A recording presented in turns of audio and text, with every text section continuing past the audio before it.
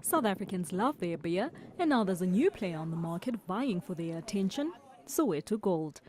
It's one of the country's fastest growing craft beers, named after South Africa's largest township, whose history is as fascinating as the man who invented its namesake beer.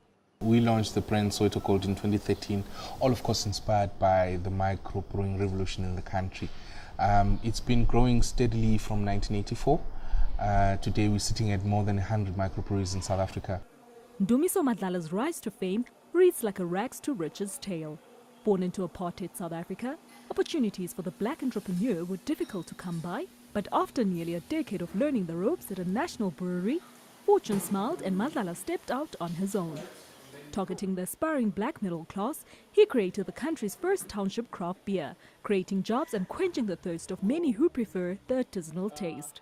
We do not really want to remain a small beer for a very long time. I mean, currently we're doing 30,000 litres a month. Hopefully by this time next year we'll be selling somewhere in the region of 200,000 litres. Of course, South Africa right now is our focus area, but we want to take our brand international.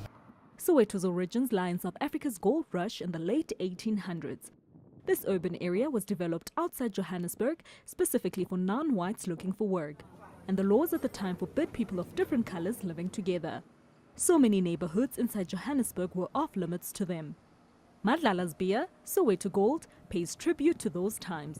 It's popular among the country's emerging black middle class, which has more than doubled to 4.2 million in the last decade, according to the University of Cape Town. Often called black diamonds, they now spend more than white South Africans of equal social class. This is Enathi Mqokeli Brewery, the home of Soweto Gold beer. Great beer, great South African product, and proudly so. It's actually quite great, refreshing, and we've got so many other flavors of it as well. We've got apple, we've got the ginger. Ginger is my special, and it's actually quite good for the summer season that's coming up. The brewing of beer dates back to ancient Africa, when it was often the work of women. But now, other young entrepreneurs are following in the footsteps of Madlala, meeting the country's growing thirst for good beer. With the first microbrewery dating back as far as 1983, there are now over 135 craft brewers with different flavors that sets each of them apart. According to a Standard Bank study, the market is estimated to grow by 35% in 2016. Enathi Mqokeli, Channel News Asia, Johannesburg.